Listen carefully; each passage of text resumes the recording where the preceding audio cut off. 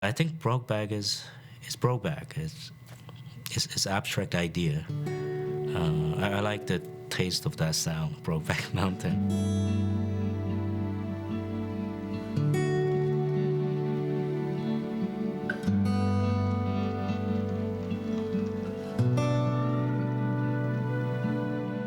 He's constantly inside your character's head and inside the movie, the story.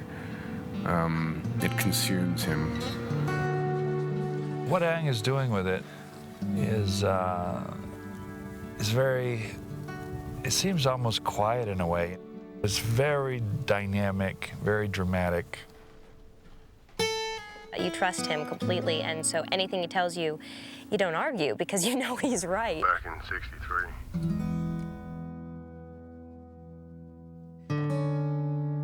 I admire him so much for the variety of films that he does and the emotional quality of his films. I think that he's definitely the perfect director to tell this important story. He is a fantastic director. I love his movies. He always does very different things, but they do have this wonderful emotional through line.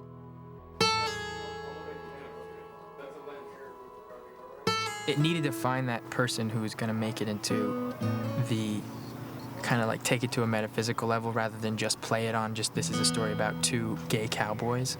It had to be about really about love, you know? And I think there's no better person to do that. Oh, Brokeback got us good, don't it?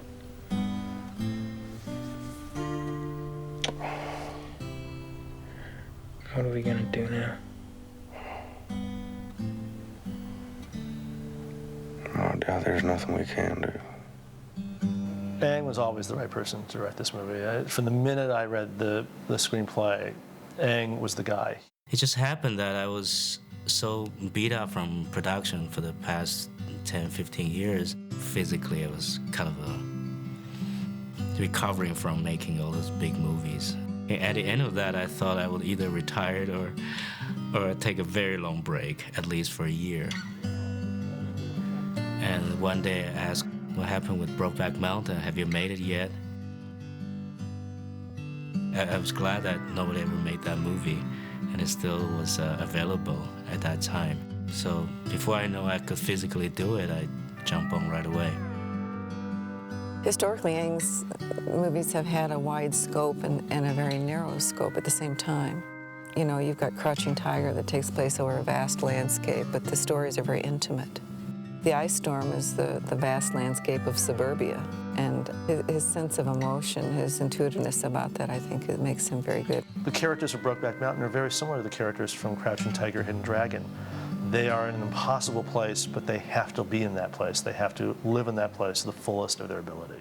I always like making dramas, which is about conflict. You put different ingredients, which is in conflict with each other, and through which you examine humanity. To me, the dramatic chorus to find that Brokeback Mountain, so to speak. It is elusive. It is romantic. It is something that it hits you that you keep wanting to go back. He saw in it what I think you've seen in a lot of Ang's films, which are, these are characters, these are people who are absolutely extensions of where they're from and are products of their environment. Fran, that's more words than you spoke in the past 2 weeks. Hell, that's the most I've spoken in a year. And it's a love story. It has everything to do with the culture, with the landscape, with nature. Everything they feel is private. They have to privatize their feelings. It's precious, it's private, it's something very special that they cannot articulate. So that's something so interesting to me. Ang is all about detail and slight difference between one color and the other. He does have a very good sense of composition and is very keen about the elements being in the specific place where it'll guide the eye of the spectator. He's such a master with the camera that You know, the beauty of the shots is almost equally as important as the interaction between the characters.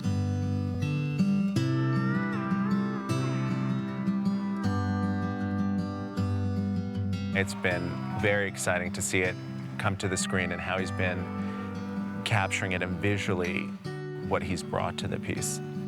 If there's one thing that Aang is about, it's not about giving you a lecture, it's not about being politicized and telling you what the correct analysis of things is.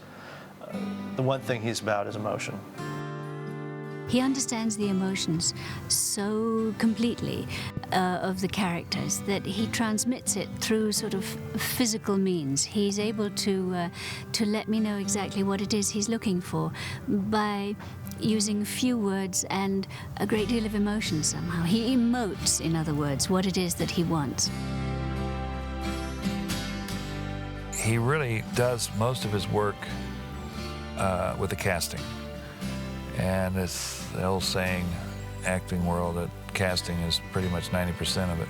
You know, once he's cast the part, then he lets the actor go and create. He's burning his guts out, waving to the girls in the stands. He's kicking me to high heaven. He don't dashboard me no. I mean, I think he really trusts the actors. I feel like he really trusts me, which really makes me feel empowered.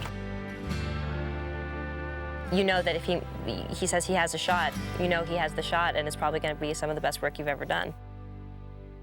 Aang's a very silent man. He's very selective about the information he gives you. His attention to detail is microscopic. He's someone who constantly puts you in this position of wanting to do better for him. You come back and see us again.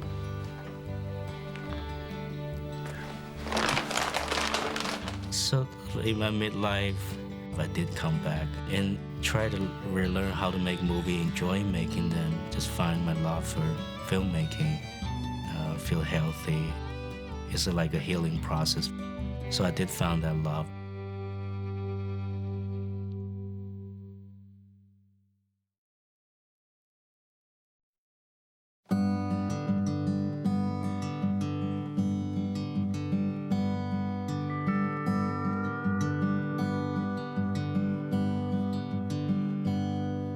One of my friends had given me the New Yorker when Brokeback Mountain and recommended that I have a look at it. He said it was quite good.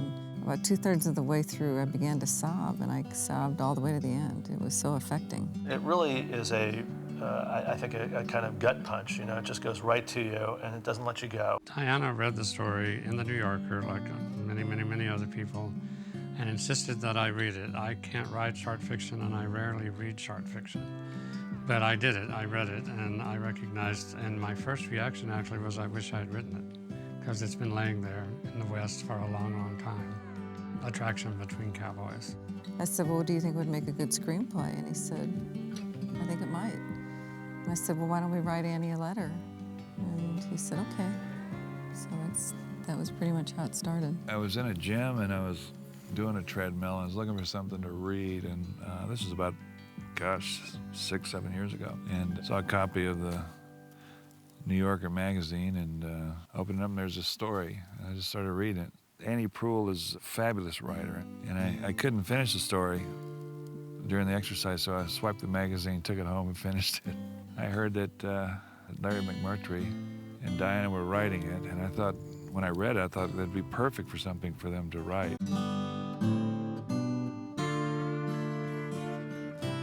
Creatively, there are a few things that I found particularly challenging. First of all, 2 big writers. That's a lot of pressure, the legendary writers. And then structurally, it's very interesting, it's very challenging.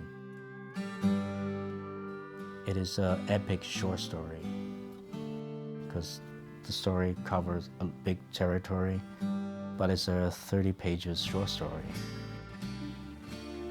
It's nobody's business but ours. You know I ain't queer. Me neither.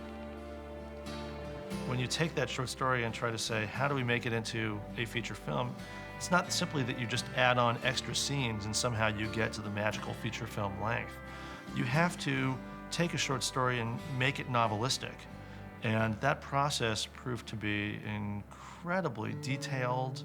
Although Larry and Diana made it look easy, every single character had to have their own kind of world, their own worldview, somehow approachable in the course of the film. You just have to figure out what to use and what not to use. And of course, sometimes even with a novel, you have to make up things because it's not all there. We used every bit of that story. Virtually every sentence is used somewhere in the screenplay. And it's still only 50 pages of the screenplay. It's only half of the screenplay. So we did have to make up the rest. We had to double it, essentially.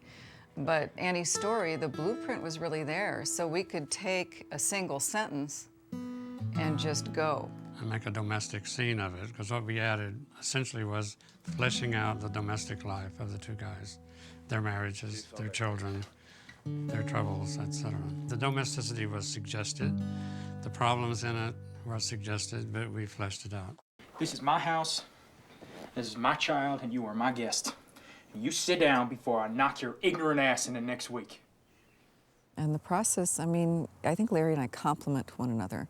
We're really very different from one another. I mean, it's clear just by the way we write. He's on a manual typewriter and I'm on a computer. But he seems more interested in the women characters, certainly. Oh, wait, hold on. You don't think I'm too fast, do you? Maybe we should put the brakes on? I read it and I was like, oh, wow. I always did recognize it as being the love story that it is, as just being heartbreaking and very, very real. I mean, the level of honesty that the characters express in the dialogue in the story, that definitely appealed to me. I left word for you with Steve at the ranch. Man, you must have got those notes I left at your place. I wanted to be part of this movie because the script was so beautiful. I think the story is really incredible. It's something that you haven't seen before. Larry seems to feel that I have more intuitiveness about the men than he does. What if you and me had a little ranch somewhere, a little cow and calf operation? Be a sweet life. I read it. I loved the script. I thought it was the best screenplay I've read. And I guess for me, it's a story of how love transcends all. The first time I read it, I just was immediately drawn to the idea that love stories were not told in this way, and it felt like the struggles and the trials that it takes to actually be in love and to keep it going, or that's what it's about. You want to swallow about half your fucking teeth, huh? We thought that we did a very precise script in which we got as much as you can get in an adaptation of what the author had put on the page. We hooked up with Larry McMurtry and Diana Osana to try to make the film back when I was an independent producer. And we tried for a couple of years and no one would pay much attention to us. It was just not a film that felt green lightable at the time. Larry and Diana's screenplay was known certainly in Hollywood, it was known as one of the great unproduced screenplays. I think people were afraid of it. So it was no easy task to get the movie made, but the hope was if you make this movie, people will be impacted and affected by these characters and by their story. When we formed Focus Features, and suddenly I and my partner David Lindy were on the other side of the desk, and it was up to us to greenlight it. So we kind of held our breath and said, let's go make it.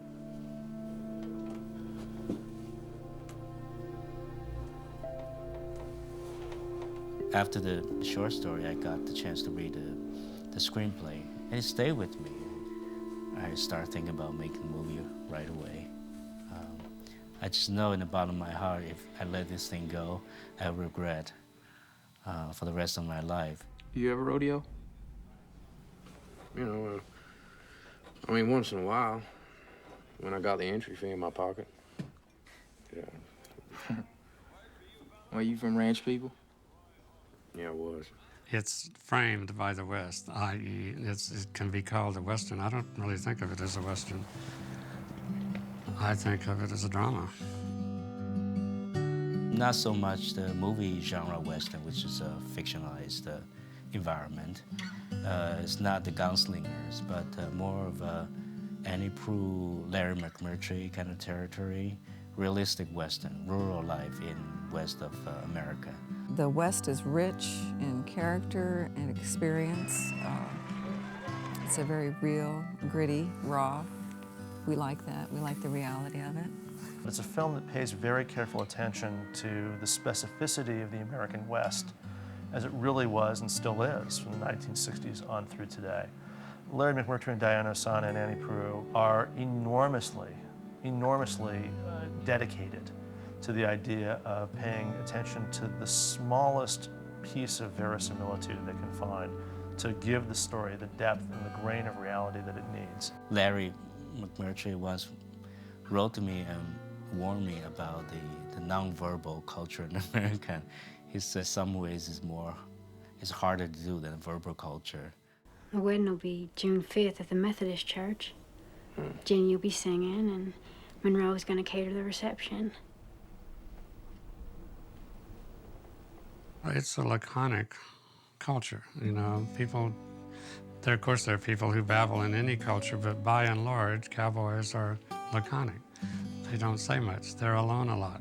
They're not real comfortable in, you know, social situations in which there are 5 or 6 people to talk at the same time. They tend to be alone with their horses. That's the true American. Tough people that come here, build a family, start anew. They're tough people. But it is a story that's rural. It's about rural country people. It is about people from small towns. These are 2 young men that are very poor. They're not particularly educated. They don't have a lot of prospects. They're certainly not upper-class people. Their main drive in life is survival. They want to make enough money to buy a second shirt or get a new hat or feed themselves, maybe get their truck fixed. You know, their needs are very, very, very basic. I wish I knew how to quit you. Then why don't you? We are stewards of the story, and that we are pretty good stewards of it, and that, to me, it's still Annie's. It's Annie's story. We stayed true to her writing. We stayed true to the characters and who those characters are as people. Our job in that regard is finished. We're sending it out into the world. It's like, I suppose, raising a child. You hope the child is successful and is accepted, and that's the best you can hope for. It ceases to be yours. It becomes the world's. The world's.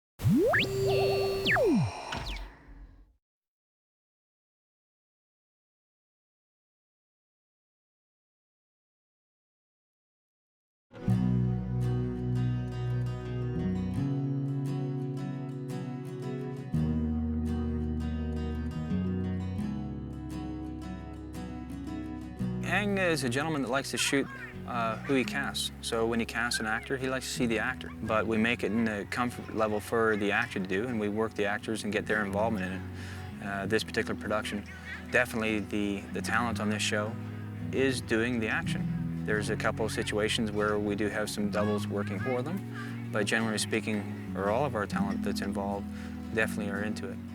TJ Buse put them into a cowboy camp organized by him to bring them out to the ranch and have them do all the mannerisms, right from working with the dogs and the sheep to riding the horses and making sure that they're comfortable.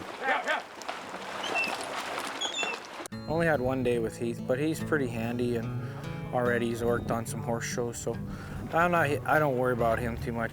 It's pretty much a natural thing for Heath. I think he grew up doing those things. I knew how to ride a horse. I know how to, like, all that comes, it's kind of second nature to me. I can split a log. I kind of grew up on farms. He can ride a horse like a professional. He rides a horse like he was born on one. It was very comfortable. I just slotted into that quite easily. Heath especially has done a lot of riding, I would say, from watching him, like in Australia and whatnot. But they ride a different style, like they ride more English than Western. And it's not really so much teaching them as just letting them know that there's a different way of doing things, and well, they took to it real good. I mean, Heath has known how to ride since he was a little kid, and he's done so many movies that where, you know, he's ridden a horse, so I feel safe enough around, you know, riding around Heath that if something goes wrong, he'll be able to fix it or make it look better. Well, Jake, we know he's a good young actor. We need to train him to be a cowboy. I throw him into a camp and rough him up, chopping woods and herding sheep. I came here probably about a month before we started shooting, and I started riding and learning how to rope a little bit and playing with some sheep and that kind of thing. So, yeah, I mean, there was definitely cowboy camp. There was, I mean, that's what we called it, cowboy training camp. I had about 3 days with Jake. I sort of gave him a crash course and everything, from riding to roping, packing mules, all those basic things that they got to do. And he came along really well. I'm not really a cowboy, you know, and I think that's a great thing with this part. Like, I've learned how to ride horses, and I've learned how to kind of wrangle sheep up, and I've learned how to do the cowboy things, but my struggle with trying to do it for real is what I think Jack is sort of an essence of Jack, the character of Jack, you know. So I've kind of held myself back because I think that he's trying really hard, you know, like that's who Jack Twist is to me.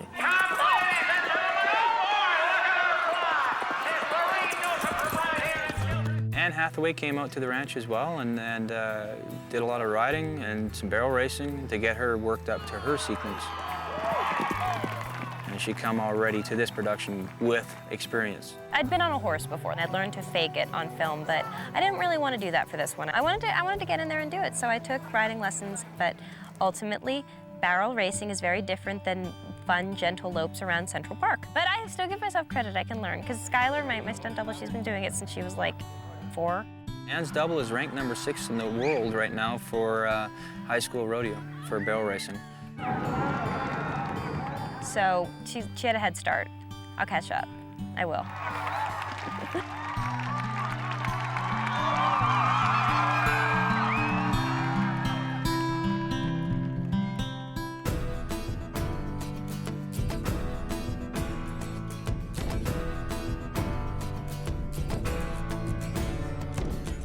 The rodeo cowboys that you see here, the bull riders we got, Dublin and Jake, for instance, are bull riders. They're professional bull riders.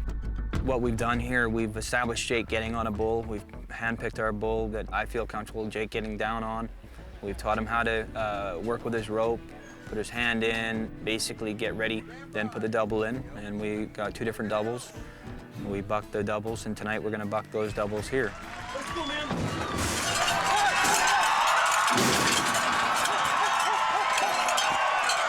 And we had his double work with him and talk to him through the sequence and just make sure that, you know, he's doing it right. To get Jake actually bucking, what we've done, we brought in a mechanical bull and put him on the bull and did the safety mats around, prepped him on it, and we shot it, and he was fabulous. Jake did good. I mean, he's a trooper. He's here to get it done, and he wants to look good, so he gets into it.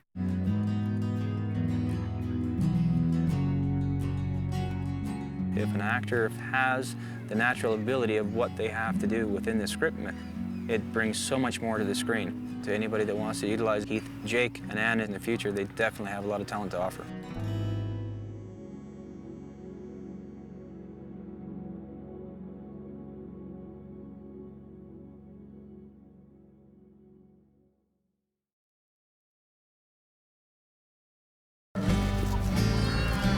It's a movie that's been crying out to be made. Brokeback Mountain is a fresh take on the great American love story. 2 guys living together? No way. Action! Director Ang Lee has Heath Ledger and Jake Gyllenhaal going where few Hollywood leading men have gone before. It's nobody's business but ours. I'm always looking for films that go after an emotional journey. I always like to try and bare my soul a little bit. Now, the inside story on a film that's been dubbed the gay cowboy movie, but is definitely so much more. When you find a cliche, you'll always find something more complex at the bottom of it. Okay, you take the shot there. We'll go behind the scenes and discover the trials of shooting in the great outdoors. We rough them up, make them be realistically ranch hands. The mysterious ways of director Ang Lee. Annie and I were rehearsing, and Aang goes, "You go together like milk and water." And I was like, I have no idea what that means. And the real story of the most talked about kiss in recent movie history. It's always awkward doing love scenes in movies, whether it be with a guy or with a girl. Cast and crew reveal all about this cinematic labor of love. It's a universal and unique American love story. It's shocking. You forget that movies could be this raw. Next on the Logo movie special, Brokeback Mountain. Woo-wee! Yeah!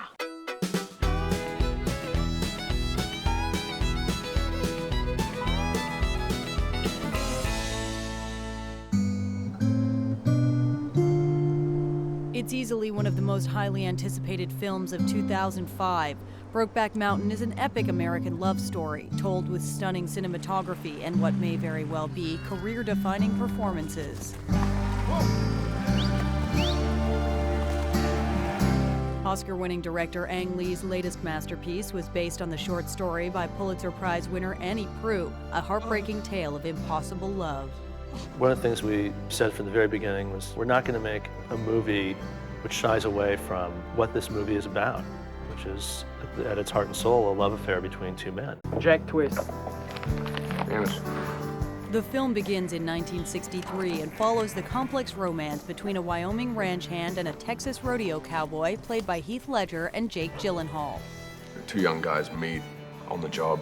They're ranch hands, herding sheep up on Brokeback Mountain. It's a mountain where they're alone and they're private, and no one knows what's going on. As much to their surprise as to the audience's, they fall in love.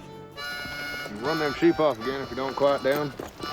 I think everybody in their lives probably has made one connection with somebody that pulls you completely out of yourself. And that's what happens to these two guys. It's a sort of a yin and a yang, and the two create a whole together. It's very forbidden for them, both, in society and especially in Ennis's mind. This is a one-shot thing we got going on here. It's nobody's business but ours.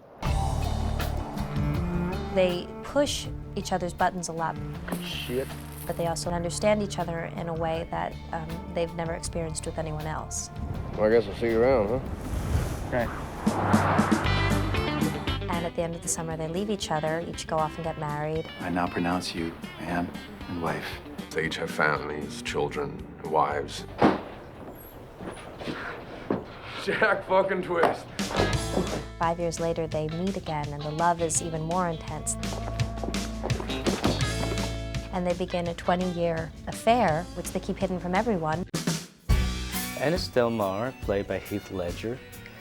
He's your typical Western character, very brooding, doesn't speak much because he has a lot of fear in who he is. Two guys living together? No way.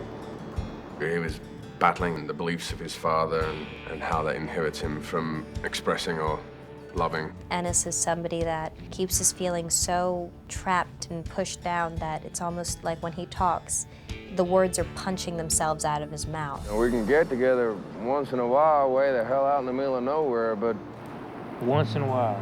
Jack Twist, played by Jake Gyllenhaal, is the knowingly romantic character, embracing love, wanting to make a change, very optimistic. It could be like this, just like this always. He's the character who keeps saying, I want to make this work, I want to keep this going, despite whatever obstacles that are thrown in their way. Jack, I don't know what to say. Jack and Ennis try to live straight lives, but as their relationship secretly continues, they find themselves very much at odds with the world around them. Jack, this is my wife, Elma. Howdy. Hello? That world is really the woman. It's Michelle Williams, and it's Anne Hathaway, and Linda Cardellini, all these wonderful actresses who embody all the other tragedies that are going on as this main story unfolds. The heartbreaking impact begins when Ennis's wife, Alma, played by Michelle Williams, sees Ennis and Jack together. I think in Alma's world and in her time, the word gay didn't exist. And so that kiss that she's a witness to only leads to more confusion for her. It's not the end of anything, it's only the beginning of more questions. Her world is literally turned upside down when she figures out that her husband is actually in love with someone else, and it's a man. It was the great betrayal in her life. Twist. Jack nasty. After Ennis and Alma are no longer together, Ennis dates local waitress Cassie, played by Linda Cardellini. Cassie comes into Ennis's life after all his disappointments, after really kind of messing the whole thing up. And she represents maybe a chance that he could somehow make it work. As you see them through time, she really falls in love with him and ends up having a broken heart because he can't really give his heart to her. Ennis, girls don't fall in love with fun. Anne Hathaway plays Jack's wife, Lorene, a tough Texas cowgirl turned businesswoman. Lorene begins as a kind of fiery predator. She's a Texan rodeo queen, and as life goes on, it turns out that she and her husband don't have as much love for each other as she thought. Theirs was a marriage of convenience, so she winds up becoming a little embittered. It's funny, isn't it? Husbands don't never seem to want to dance with their wives. Bringing this multi-layered story to life wasn't easy. The process began in 1997 when Brokeback Mountain, the short story, was published in The New Yorker. A great short story is like a gut punch. Basically, Annie Proulx comes up, tickles you under the chin, and then just pulls back and just knocks you out. It grabbed the attention of Pulitzer Prize-winning author Larry McMurtry and his writing partner Diana Ossana. As soon as I read that story, I knew that this was a story that would affect many, many people, and I felt very compelled to get it out into the world. My first reaction actually was I wish I had written it. The screenplay was well received, but Larry and Diana couldn't get anybody to actually make it. It had been circulating in the business and was already known as the greatest unproducible screenplay ever written. It was the most perfect script I'd ever read, and I think that everybody shared that sentiment. It was beautiful and flawless. Enter director Ang Lee. When I read it, I was choked up and very inspired and very much wanting to make the movie because it was written like an epic. As soon as Aang came onto the project, I was like, I'll do anything to be in this movie because I knew what he would strive for. His movies are extraordinary. Action. Oh yeah? Thought you said that mare couldn't throw you. Got lucky.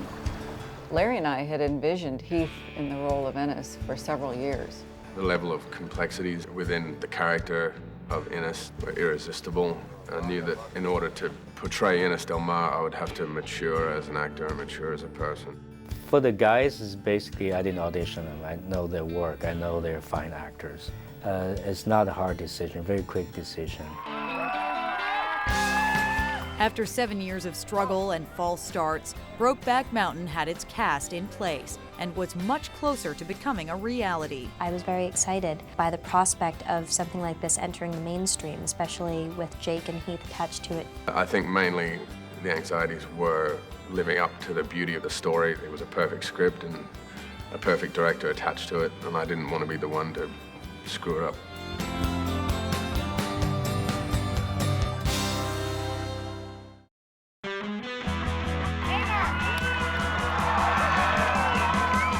Once director Ang Lee cast Heath Ledger and Jake Gyllenhaal as the leads in Brokeback Mountain, he put the two rising stars to work. Hard work. Aang really is a stickler for research and detail. His actors should be students of the period and students of the culture. He really insists on it. Ready, sir? Yeah. All set up front? First off, Heath and Jake had to learn all about ranch life. Keith and I went to cowboy boot camp. We roughed them up to make them be realistically ranch hands. They did it, everything. The riding and the wood chopping and the making camp and the herding, they did it all. I really didn't know anything about horses. Heath knows tons about horses and was kind of like just walking through it. Jake should be a little bit ahead of Heath. I know how to ride a horse. I grew up in Western Australia. There's certainly a lot of ranch hands, and they all kind of walk, talk, and speak the same. I kind of knew how to fit into these shoes. You want to watch it there? That horse has a low startle point. They really wanted to own these parts, and they fought hard to kind of physically embody and be those characters.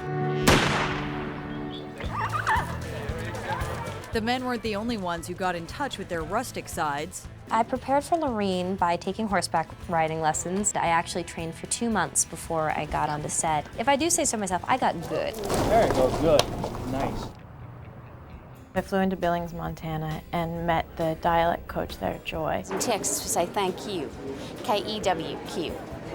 We had a rental car. We went through Wyoming, and we tooled around looking for all these towns that were mentioned in the story, and we just watched people and listened to people.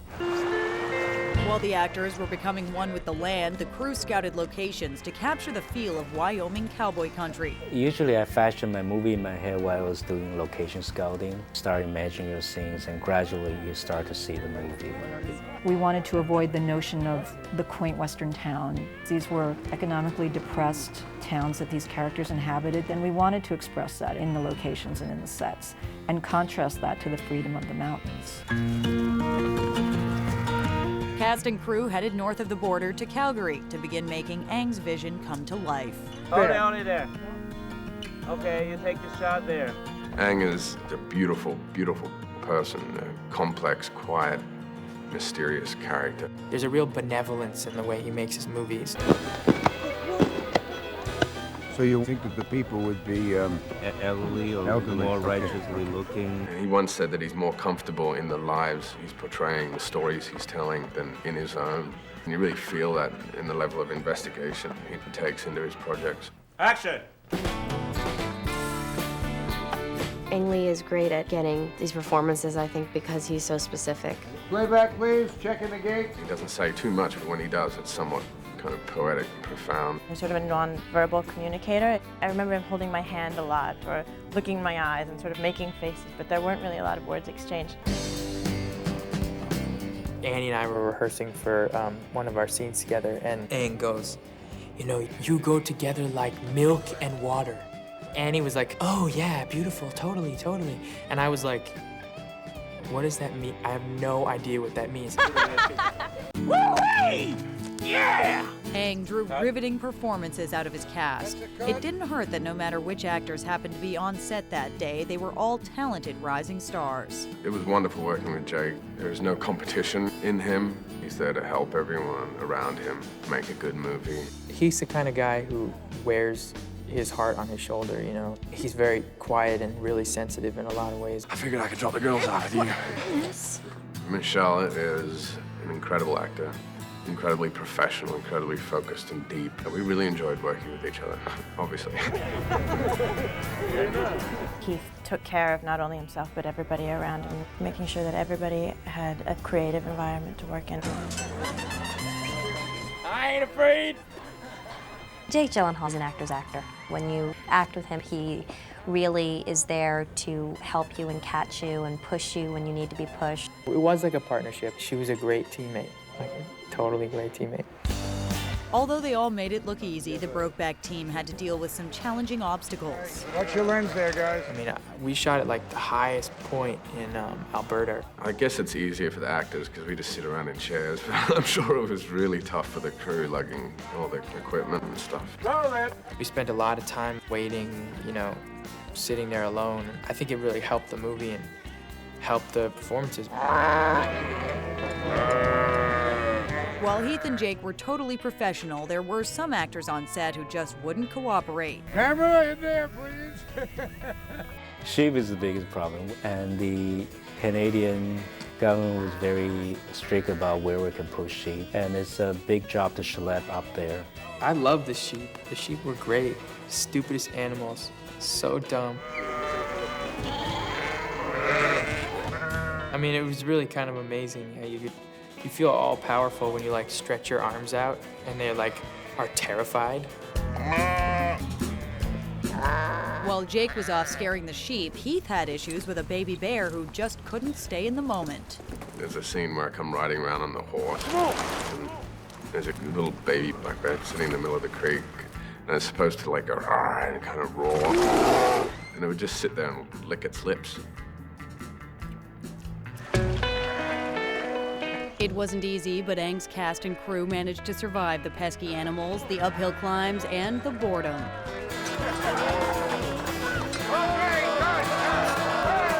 Yes, movie making can be hard, but we're making movies, so it's not all bad. It's okay, not very sexy. Can we do it again? On the set of Brokeback Mountain, Jake Gyllenhaal and Heath Ledger faced bad weather, an unpredictable grizzly bear, and cowboy boot camp. Beans about all we got left. But the most talked about part of shooting has to be the duo's love scenes. Both Jake and I are very professional. It was very important to the story that there was a level of intimacy. There was no real way to approach it. It's always awkward doing love scenes in movies, whether it be with a guy or with a girl. When that scene when we kissed, you know, it was like down to the second how it was choreographed, and it was like, okay, I'm gonna grab you, then you're gonna throw me into the wall, then I'm gonna throw you into the wall. I was so worried about like the love scenes being authentic, you know, like trying to do it the best I can. These are great actors. They've been very brave, not just because they take on the gay part, but they're so devoted to the characters. Staying for supper. I'm always looking for films that go after an emotional journey. But I always like to try and bare my soul a little bit. I think it's therapeutic.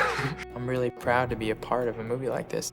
It was truly a dream project to be involved with. It was just so rare to come across a story that hasn't been told before, and this was one.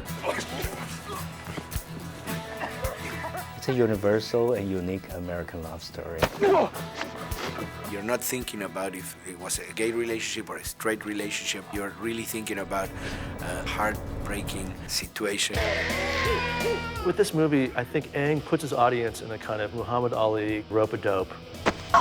You don't know nothing about it. No! Aang keeps coming at you. You want to live your miserable fucking life and go right ahead. You're still standing at the end of this movie. You sit down, you old son of a bitch! But you have gone through one of the most incredible 15 rounds of cinema ever. Audiences and critics alike fell in love with the film in its initial screenings. Brokeback won the Golden Lion Award at the 2005 Venice Film Festival and was a huge hit at the Toronto and Telluride Film Festivals. However, there are still those that want to oversimplify Brokeback by labeling it the gay cowboy movie. We come up with terms like gay cowboy movie because it's easier to swallow than talking about what the movie is really about. When you find a cliche, you'll always find something more complex at the bottom of it. We've never been worried about the label of the gay cowboy movie because we've always known what the movie is, and it definitely transcends that title. I had a reporter come up to me at a press conference. He said, I just want to apologize for calling it that because I really think that that's just such an oversimplification of what it really is. People after seeing the movie stop calling it a gay cowboy movie, they call it a love story. Well, now you're sleeping on your feet like a horse. Film fests and critical praise aside, the film is making a huge emotional connection with audiences. I've seen the response from a lot of people and I'm just blown away. People are so moved by it, moved to tears, moved to beyond tears, moved to writing letters and thinking in a new way about their relationships. I'm hopeful that there's going to be somebody out there who gets to see this movie and says, wow, I thought I was alone. I thought that was, no one else had this. There's really nothing superficial about this film. It really goes and hits you in a deep place, and I think that's something that anybody that's ever been in love can relate to. I hope it sticks to them. I hope it gets them thinking. I hope it presents more questions than answers. Nice to know you, Miss Delmar.